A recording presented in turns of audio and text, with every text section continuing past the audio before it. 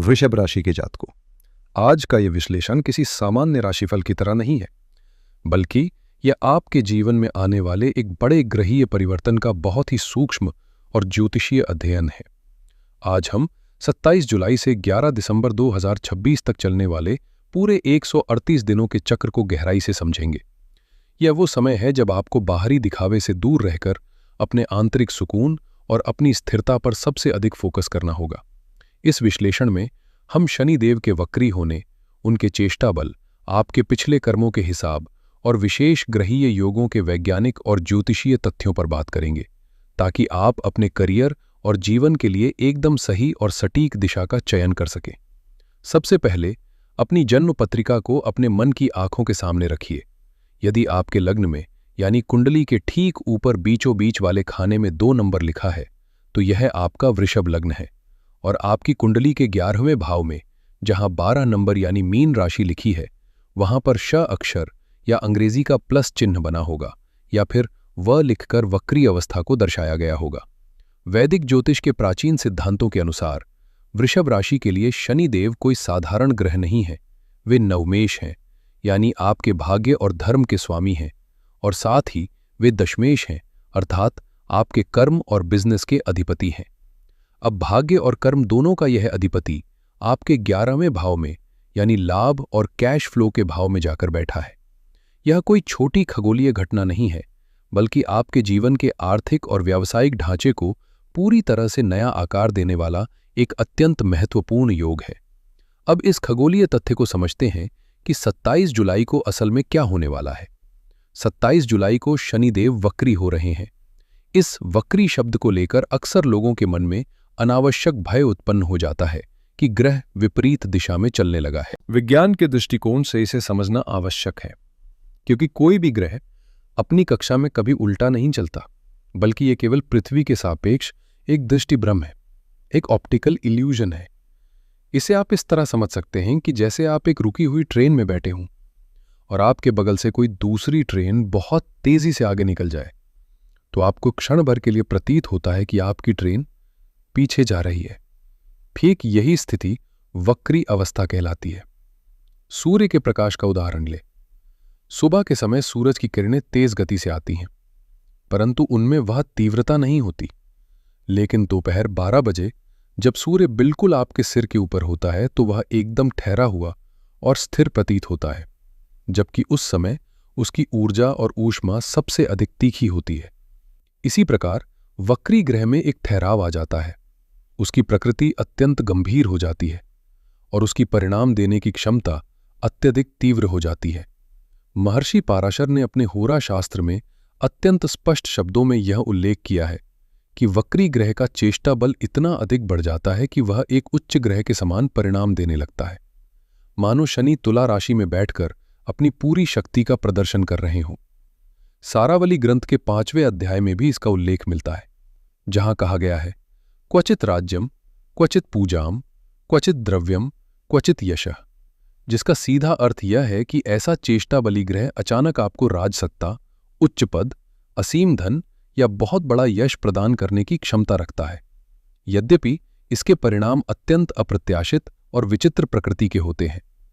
शनि कर्मफलदाता है और उनका मूल स्वभाव विलंब का है, परंतु वे किसी भी उचित वस्तु को नकारते नहीं हैं। वे केवल सही समय की प्रतीक्षा करवाते हैं। अब 11वें भाव में जब शनि वक्री होंगे, तो वहां 3 शक्तियों का एक अत्यंत शक्तिशाली त्रिकोण बनेगा, जिसमें पहली है आपकी इच्छा शक्ति, दूसरा है आपका भौतिक लाभ और प्रॉफिट, और तीसरी है ईश्वरीय अनुकंपा। ये भाव हमारी आय का है, हमारे बड़े भाई बहनों का है और हमारी महत्वाकांक्षाओं का है। इस अवधि में आपके कैश फ्लो और आय में उत्तरोत्तर वृद्धि की संभावनाएं बनेंगी और आपका भाग्य तीव्रगामी होगा। लेकिन इसके साथ ही शनि आपसे एक बहुत गहरे आत्म मंथन की मांग कर रहे हैं।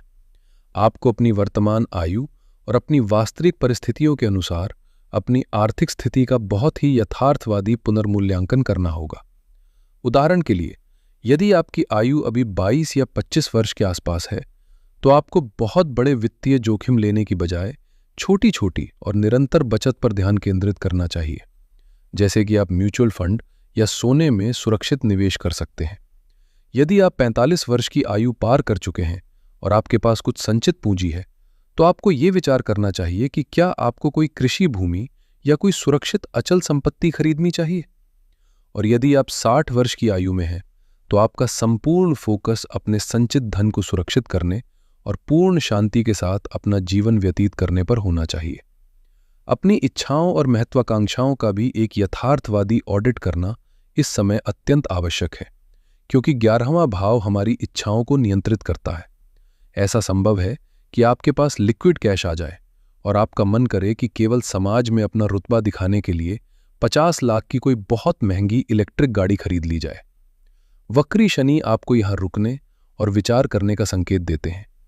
आपको सोचना होगा कि क्या वास्तव में आपको इसकी कोई उपयोगिता है, क्योंकि अगर आप 3 साल प्रतीक्षा कर लेते हैं तो संभव है कि वही उन्नत तकनीक आपको मात्र 30 लाख में उपलब्ध हो जाए।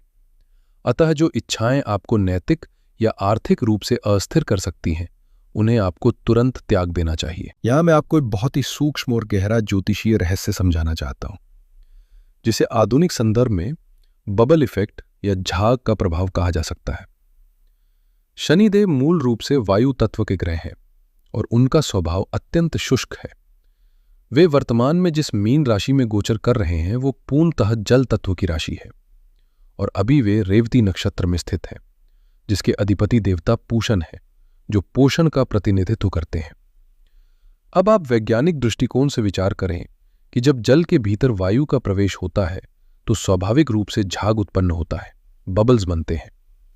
इस खगोलीय स्थिति का सीधा अर्थ यह है कि इन 138 दिनों की अवधि में आपको अपना प्रॉफिट, अपना बिजनेस या अपनी आय बहुत फूली हुई या वास्तविक आकार से बहुत बड़ी प्रतीत हो सकती है, परंतु आपको अत्यधिक सावधान रहना होगा, क्योंकि वह मात्र एक झाग हो सकता है जिसमें कोई वास्तविक घनत्व या आर्थिक गहराई ना हो। केवल बाहरी चमक दमक या तात्कालिक मुनाफे को देखकर अपनी जमा पूंजी का कोई बड़ा निवेश करने से आपको बचना चाहिए। चूंकि शनि एक मंद गति वाले ग्रह हैं, इसलिए इस गोचर काल में आपके धैर्य की कड़ी परीक्षा ली जाएगी। मान लीजिए कि आपका कोई बहुत बड़ा व्यापारिक सौदा पूरी तरह से तय हो गया है, लेकिन अंतिम समय पर सामने वाला व्यक्ति कह सकता है कि वह भुगतान 2 दिन बाद करेगा। या फिर आपके करियर में आपकी पदोन्नति लगभग पक्की हो चुकी होगी, लेकिन कंपनी का मानव संसाधन विभाग किसी तकनीकी कारण से उसे 1 महीने के लिए टाल सकता है।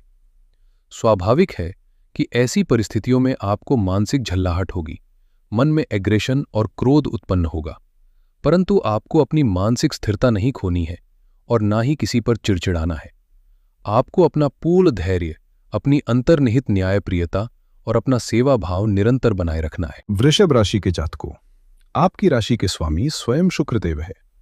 कभी कभी शुक्र के प्रभाव में आप में एक सूक्ष्म और छिपा हुआ अहंकार पनपने लगता है, जहां आप अपनी सफलताओं के मद में दूसरों का मूल्यांकन इस आधार पर करने लगते हैं कि आपके पास क्या सुख सुविधाएं हैं और सामने वाले के पास क्या कमी है। इस अकारण उत्पन्न होने वाले सुपीरियॉरिटी कॉम्प्लेक्स और अहंकार से आपको तुरंत बाहर आना होगा, अन्यथा वक्री शनि का जागृत चेष्टा बल आपको यथार्थ के धरातल पर लाकर खड़ा कर देगा। इसके अतिरिक्त आपको अपने जीवन में स्पष्ट सीमाएं भी तय करनी होंगी। वृषभ राशि वाले जातक जन्मजात रूप से दूसरों की जिम्मेदारी उठाने वाले होते हैं। आपको अक्सर यह भ्रम हो जाता है कि आपके सभी रिश्तेदार, मित्र और परिचित आपकी ही जिम्मेदारी है और आप एक कोल्हू के बैल की तरह निरंतर परिश्रम करते हुए दूसरों के लिए अपनी बहुमूल्य ऊर्जा को निचोड़ते रहते हैं। आपको यह प्रवृत्ति तत्काल रोकनी होगी। आप हर किसी के तारणहार नहीं बन सकते। जो लोग आपके जीवन में केवल आपका समय और ऊर्जा नष्ट करते हैं, जिन्हें हम एनर्जी वैम्पायर कह सकते हैं, उन्हें अपने 11वें भाव यानी अपने सामाजिक नेटवर्क से पूरी तरह बाहर निकाल दीजिए। अब यदि हम आपके कार्यक्षेत्र और करियर की बात करें, तो वैदिक ज्योतिष का यह नियम है कि वक्री ग्रह हमेशा अपने वर्तमान स्थान से पिछले भाव का फल भी प्रदान करता है। 11वें भाव में बैठकर वक्री शनि आपके दशम भाव यानी आपके कर्म भाव को अत्यधिक सक्रिय कर रहे हैं। इसके परिणाम स्वरूप आपके कार्यस्थल पर कोई बहुत बड़ा बदलाव, स्थानांतरण या किसी नई नौकरी के योग पूरी तरह से निर्मित होंगे। इस संवेदनशील समय में आपको किसी भी प्रकार की बगावत या एग्रेशन से पूरी तरह बचना है।